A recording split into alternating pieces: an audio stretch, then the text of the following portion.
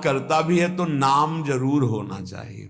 पैसा वहां ज्यादा चढ़ता है जहां अमुक भक्त ने, ये अमुक जिले के हैं, 500 रुपया भगवान की भेंट की, भगवान इनका मंगल करें, लड़का बच्चा सुखी रखे। दूसरा फिर 500 निकाल के देगा।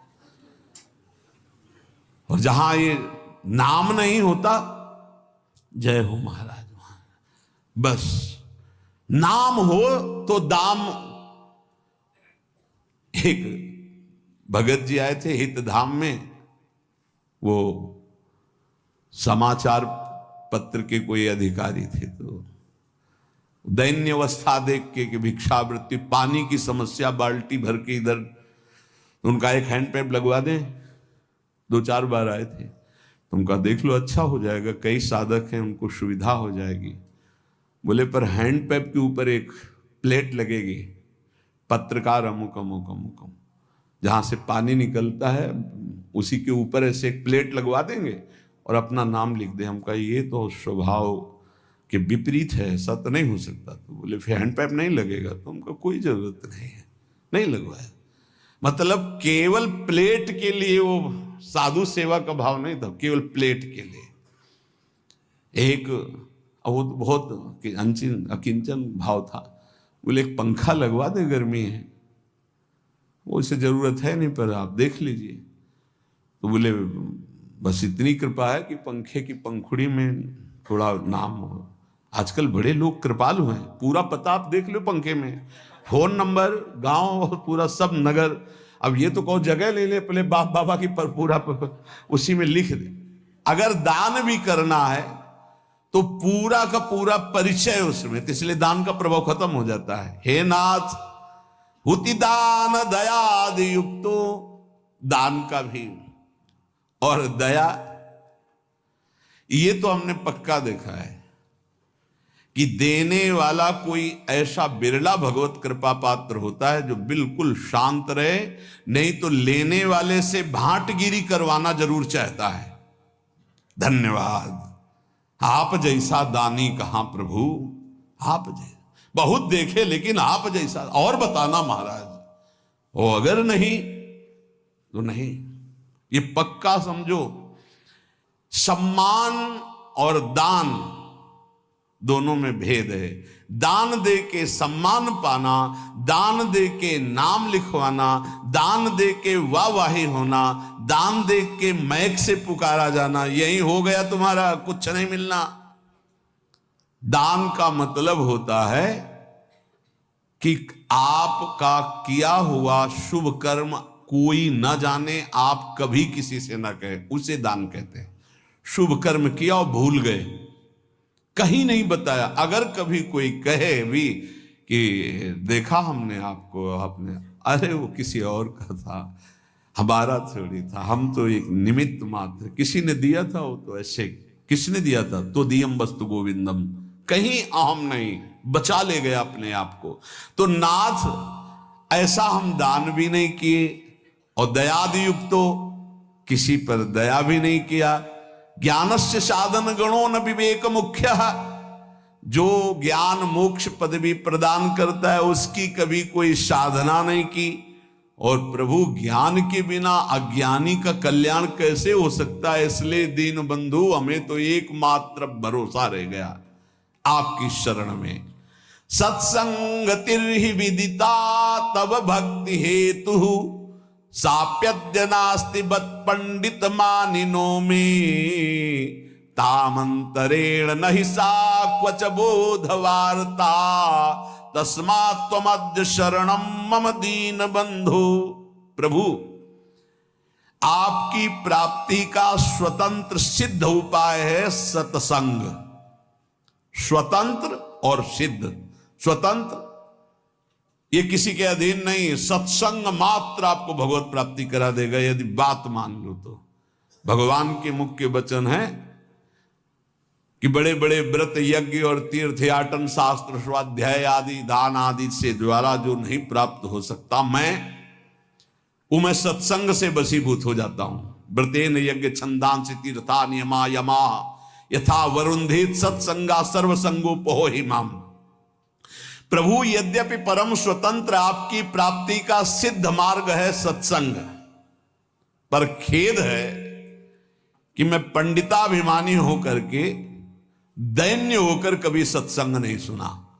सत्संग सुनना पर दैन्य होकर, आग्रह छोड़कर जो कहा जा रहा है उसे गौर से सुनो और अपने जीवन में देखो। भगवान शंकर को क्या जानना है, लेकिन काकभूषुंड जी के यहां जाते हैं, नीचे बैठ करके हंस रूप में वो कथा सुनते हैं। काकभूषुंड जी ऊपर आसन में बैठकर बोल रहे और भगवान शंकर नीचे बैठकर सुन रहे हैं।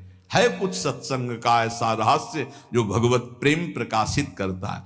पर नाथ, मैं अभिमानी कभी संतों के चरणों में बैठ करके सत्संग नहीं सुना, और सत्संग के बिना किसी का कल्याण, उद्धार, भगवत भक्ति, प्रेम, ज्ञान कभी किसी को नहीं। मत कीरति गति भूति भलाई, जब जे जतन जहां जे पाई, सो जानो सत्संग प्रभाव। सत्संग सुनकर आचरण में उतारना। एक वैश्य कुल के थे, वाणिज्य व्यापार करते थे, 20 साल से सत्संग सुन रहे थे, 20 साल से। अब एक दिन उनको कहीं किसी ब्याह निमंत्रण में जाना था, तो अपने लड़के से कहा कि हमारा नियम है सत्संग में रोज जाना, जाओ सत्संग सुनो, 2 दिन बाद हम आएंगे। 2 दिन बाद आए तो गाय आटा बोरी में रखा था, खा रही थी। तो हे प्रभु बड़े कृपालु, आप इस रूप में आके पाए। वो लड़का हाथ जोड़े खड़ा था।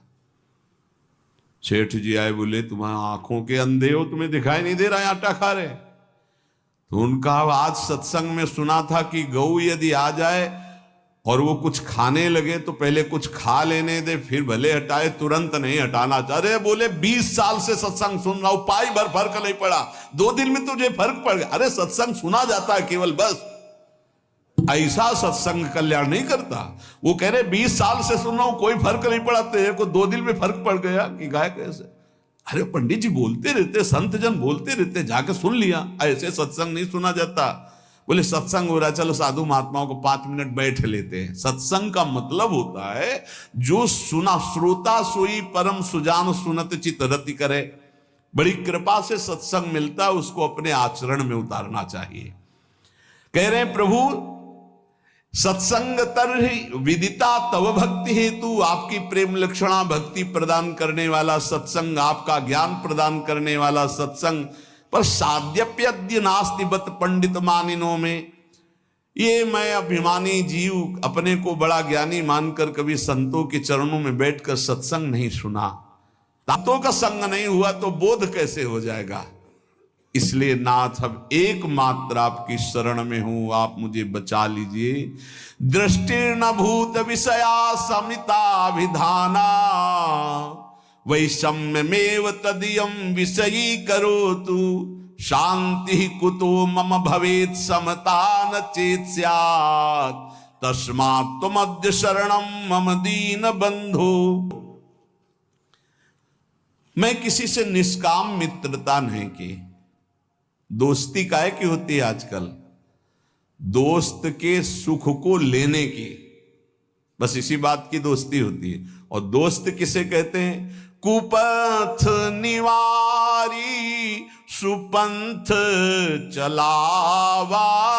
दोस्त का परिचय जो कुपंथ से हटा करके सुपंथ में चलावे। दोस्त वो है, हमारी दोस्ती की कसम, अगर तुमने गलत आचरण किया तो आज के बाद हम मिलेंगे नहीं, तुमसे बात नहीं करेंगे, ऐसा दोस्त होता है। कुपंथ निवारी सुपंथ चलावा। लेकिन ऐसे दोस्त तो भगवान की कृपा से मिलते हैं, जो निष्काम हमसे दोस्ती करें, हमारे किसी भी सुख को देखकर उसके भोगने की इच्छा न रखकर जो हाथ मिलाए उसे दोस्त कहते हैं। और जो कुछ सुख आकांक्षा से दोस्ती की जाती है वो दोस्ती नहीं होती, वो स्वार्थ होता है। आज स्वार्थ के खेल को दोस्ती माना जाता है। प्रभु हमारे हृदय में कभी आपको लेकर प्रसन्नता प्रकट नहीं हुई, भोगों को लेकर हुई प्रसन्नता। इतना रुपया आ गया, इतनी गाड़ी आ गई, ये व्यवस्था हो गई, ये आपको लेकर प्रसन्नता नहीं हुई। प्रभु इसी के कारण कभी पाप से मन हटा नहीं, पाप करता रहा। दीन बंधु अब दुर्गति पक्की है। अगर आप न बचाओगे तो दुर्गति पक्की, क्योंकि ऐसे हमसे आचरण बने हैं। नाथ पापेनुपेक्षणवतो मम मुत कथम स्यात्। जब हमारी पाप की उपेक्षा नहीं, पाप ही कर रहे, तो हमारा कल्याण कैसे हो सकता है। नेत्राधिकम मम बहिर्विषयेषु शक्तम नान्तर्मुखम भवति तान विहाय तस्य क्वान्तर्मुखत्वमपहाय सुखस्य वार्ता तस्मात् त्वमद्य शरणम मम दीन बंधु। ये इंद्रियां बहिर्मुख भाग रहे, कभी अंतर्मुख नहीं हुई, और अंतर्मुख हुए बिना भगवत प्राप्ति का रास्ता नहीं मिलता। सर्वात्मना न विसृजेत बहिरिंद्रियाणि। एक इंद्री फंसाकर पूरा जीवन नष्ट कर सकती है। अजामिल ने केवल यही एक इंद्री, नेत्र इंद्री से देखा बेविचार हो रहा, पूरा जीवन बेविचारी बना दिया। नेत्र इंद्री ने सौभरी जी की चूक कर दी, देखा मछली के मैथुन को, पूरा जीवन 50 ब्याह किए। और जो पूरी इंद्रियां बाहर किए, उनकी दुर्दशा क्या होती होगी लिखने लायक नहीं है। प्रभु नेत्रादिकम मम बहिर्विषयेषु शक्तम, सारी इंद्रियां बाहर घूम रही, विषयों में आसक्त। नान्तर्मुखम भवति तान विहाय तस्य, कभी एक मिनट के लिए अंतर्मुख नहीं हुई। क्वांतर्मुखत्वमपहाय सुखस्य वार्ता, जो अंतर्मुख नहीं हुआ वो भगवद आनंद को क्या जाने। नाथ ऐसे पुरुष की तो दुर्गति ही होती है। अब तो केवल एकमात्र आपके चरणों का सहारा है। त्यक्तम गृहाद्यपि मया भवताप शांतहि नासी दशो हृदो मम माययाते साचाधुना किम विधास्यति नेति जाने तस्मात् त्वमद्य शरणम मम दीन बंधु। भगवान, कभी मुझे ऐसा नहीं लगा कि संसार दुखमय है, कभी ऐसा नहीं लगा कि ये संसार छूटेगा। देखो सबको ऐसा ही लगता है, ये शरीर सत्य है, पत्नी सत्य है, पुत्र सत्य है, मकान सत्य है, एक सेकंड में सब छूट जाता है। आंख मुंदी, शरीर भी गया, सब छूट गया। कभी ऐसा अगर लगता तो इसका अंदर से त्याग करके आपका भजन करते, लेकिन कभी ऐसा नहीं लगा कि संसार दुख में है, ये पुत्र परिवार आदि सब मुझे छोड़ देंगे, कभी ऐसा नहीं लगा। ये ऐसा क्यों? क्योंकि मेरा मन गंदा हो गया, मलिन हो गया, आपकी दुरंत माया में फंस गया। वैसे प्रभु मैं बहुत अशांत और दुख को भोग रहा हूं। इस समय क्या क्या दुर्दशा होगी ये मैं सोच रहा हूं, क्योंकि मेरे द्वारा ऐसे आचरण हुए हैं। किसी ने एकांतिक में प्रश्न किया कि मेरे द्वारा गलती नहीं हुई, फिर भी उसका मुझे दंड मिल रहा है, क्या भगवान क्या न्याय है? तो उनसे प्रार्थना की थी, वृंदावन में बैठे हो, इसी जन्म के आप रजिस्टर को अपने खोल कर देखिए। ऐसे पाप किए हैं जिनका दंड नहीं मिला, गुप्त हो गए हैं, ना आपने प्रायश्चित किया, ना क्षमा मांगा है, तो वो कर्म कहां से आपको भोगने को मिलेंगे? ऐसी जगह फंसाएंगे जहां 100 में 100% आप निर्दोष हैं, पर आपको दंड भोगना होगा। ये वही दंड है जो 100% पाप हुआ था, कोई नहीं जाना, आगे क्रॉस करके निकल गए, वो गुप्त हो गया। वो गुप्त नहीं हुआ, वो बढ़िया सज सजा के तुम्हारे आगे परोसा जाएगा। वो आएगा और ऐसी जगह दंड देगा जहां आप कसम खाओगे कि मैं निरपराध हूं, पक्का माना निरपराध हो, लेकिन वो अपराध आपको वहां दंड देगा। हमारे भगवान के न्याय में कहीं किंचन मात्र न चूक होती है, न मिलावट होती है, और न वहां घूस चलती है, न वहां वकालत चलती है।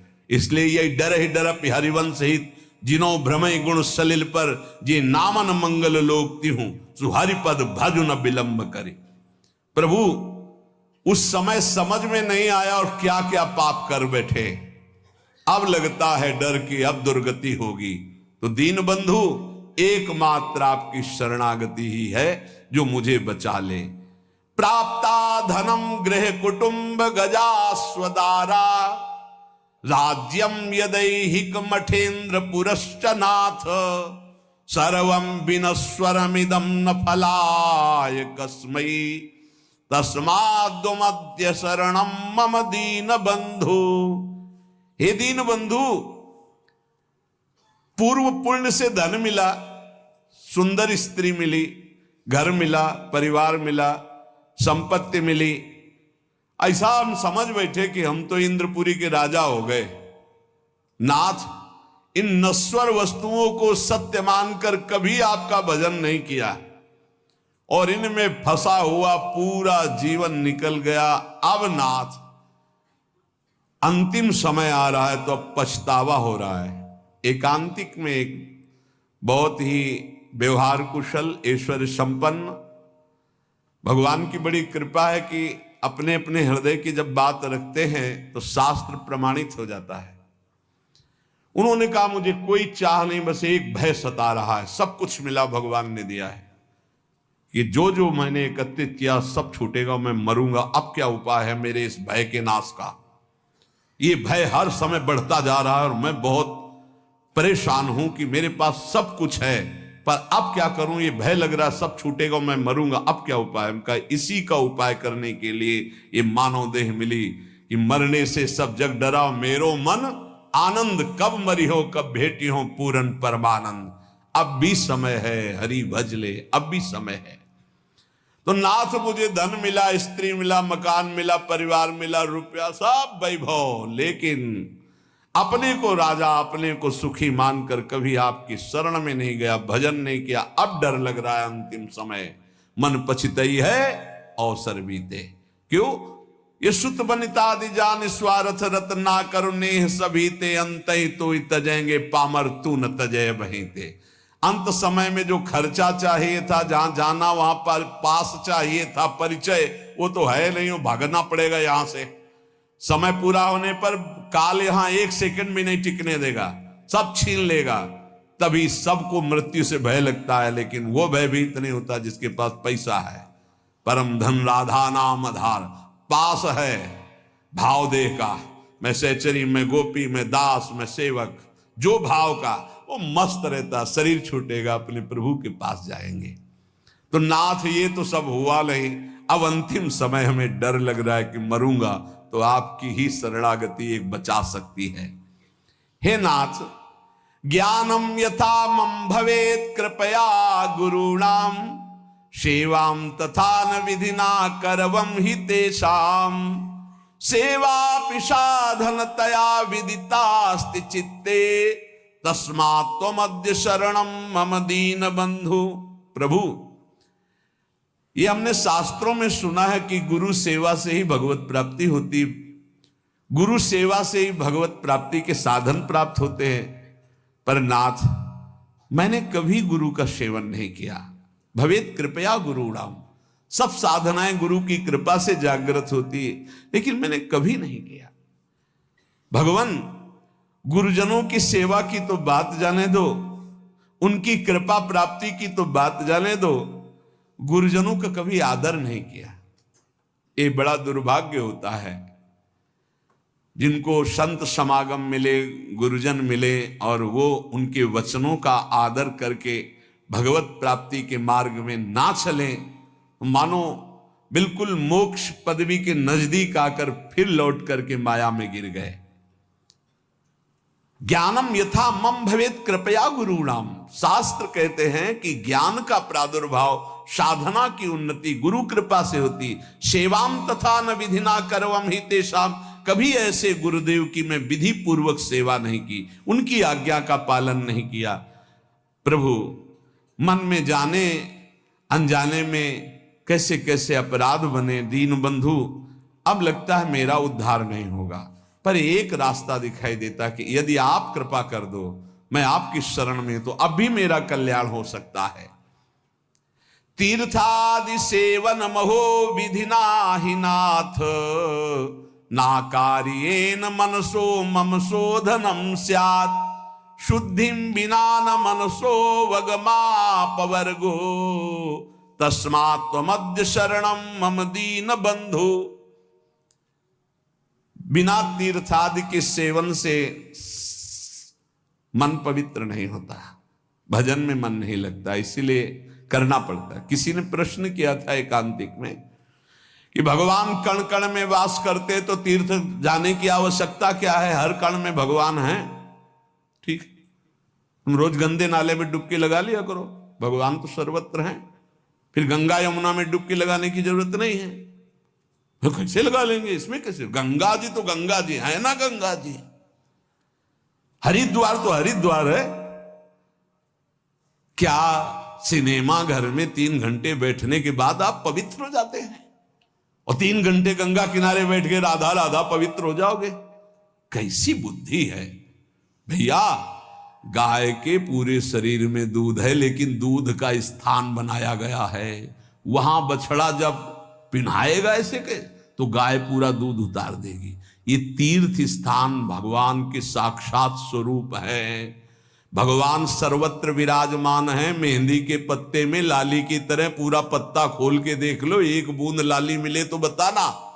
लेकिन प्रक्रिया है, उसे पीस के लगाओ हाथ में, थोड़ी देर बाद लाली आ जाएगी। कण कण में विराजमान भगवान को प्राप्त करने की प्रक्रिया है। उसी प्रक्रिया में आता है काशी जाओ, उज्जैन जाओ, द्वारिका जाओ, नहाओ, स्नान करो, तप करो, भजन करो, स्वाध्याय करो, तुम्हारा हृदय पवित्र होगा। ये जो ज्यादा ज्ञान बघारते हैं इनकी बड़ी दुर्दशा होती है।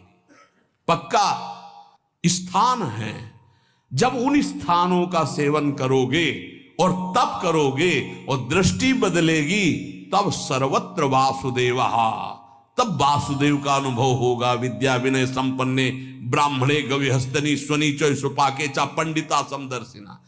ये ब्रह्म ज्ञान बिन नारी नर करे न दूसरी बात, कौड़ी लागी लोभ वश करें विप्र गुरु घात। मन मानी आचरण करते, सुन लिया कि सर्वत्र भगवान है तो तर्क उपस्थित कर दिया। फिर काशी जाने की जरूरत क्या, तीर्थ यातन की जरूरत क्या है? ककारा पढ़ोगे, मात्रा पढ़ोगे, तब शब्द बोलना आएगा। आज जो है हम सीधे ऊपर की बात करते, नीचे से चलना ही नहीं आता है। ये एक स्थिति होती है उपासक की, जब देह भाव शून्य होती, भगवदाकार वृत्ति होती है। मनमानी आचरण करना, मनमानी तर्क उपस्थित करने से भगवत प्राप्ति नहीं होती। देखो शास्त्र कह रहा है, तीर्थादि सेवन महो विधिना ही नाथ। आप ईमानदारी से बताओ, यहां बैठे हो, जो तुम्हारे यहां भाव बन रहे हैं वृंदावन में, वो भला तुम्हें और जगह कहीं प्राप्त होते हैं? बताना। यहां के भाव लेके जाओगे तो और जगह भी भाव में बने रहोगे। लेकिन यहां का वायुमंडल आप ईमानदारी से देखना, क्या यहां के वायुमंडल की समानता आप कहीं कर सकते हो? परम पावन यमुना जी का स्पर्श करके शीतल वायु जो आ रही है, जगह जगह आपको नाम सुनाई देगा, कथा वार्ता सुनाई देगा। ऐसी भगवान की परम पुरियां हैं, भगवान के अवतार के धाम हैं, भगवान की लीला क्षेत्र हैं, भगवान के द्वारा स्थापित किए तीर्थ है। इनकी अवहेलना नहीं करनी चाहिए, ज्यादा ज्ञान नहीं बघारना चाहिए कि अरे ऐसा सब जगह वृंदावन है। वाह, अनुभव करके दिखाओ। वृंदावन की रज का सेवन कर रहे, फिर तुम्हारी दृष्टि वृंदावनमय हुई तो आप बहुत दूर से वृंदावन का अनुभव कर लेंगे। और अगर यहां की रज का सेवन नहीं हुआ तो कभी अनुभव नहीं कर पाएंगे। कभी नकारना नहीं चाहिए। ये बहुत ज्यादा ज्ञान जिसको ब्रह्मबोध हो गया है, वो स्वयं काशी में विराजमान है। वंदे बोधमयम नित्यम गुरुम शंकर रूपिणम, उन्हीं की शरण में एक से एक ब्रह्म ज्ञानी महात्मा विराजमान, जो प्रेमी जन संपूर्ण ब्रज 84 कोश में, अगर बाहर भी हैं तो यहीं का रसास्वादन किए हुए। साधन भूमि देखो जाके, एक महात्मा के दर्शन कराए, बर्फ में ऐसे बैठे हुए हैं, बर्फ जम रही है और ऐसे खुला शरीर बैठे हुए हैं, लंगोटी लगाए। सर्दी होती तो कांपते हो, स्वेटर और ये दुनिया घूमा। उस तपोभूमि की समानता कोई कर सकता है? हरिद्वार, ऋषिकेश, कैलाश, इनकी तपोभूमियां जो हैं उसकी समानता कोई कर? ये प्रेम भूमि ब्रज, इसकी समानता कोई? अवध की समानता कोई कर सकता है? चित्रकूट की समानता कर सकता है कोई? काशी, द्वारिकापुरी, इसकी समानता हो सकती है? भगवान सर्वत्र है, पर यहां भगवान प्रगट हैं, यहां भगवान की महिमा प्रकाशित है। जैसे सर्वत्र दूध में घी है, पूरी दूध में नहीं पका सकते, प्रक्रिया के द्वारा जब घी निकलेगा तब उसमें पकेगी। ऐसे ही ये निकला हुआ घी है। ये जो धाम है, भगवान की पुरियां हैं, इनका आदर करना चाहिए, इनका स्मरण करना चाहिए, इनका बंदन करना चाहिए। इस ज्ञानाभिमान में आकर के कहीं अवहेलना ना कर दे। सच्ची बात कहते हैं।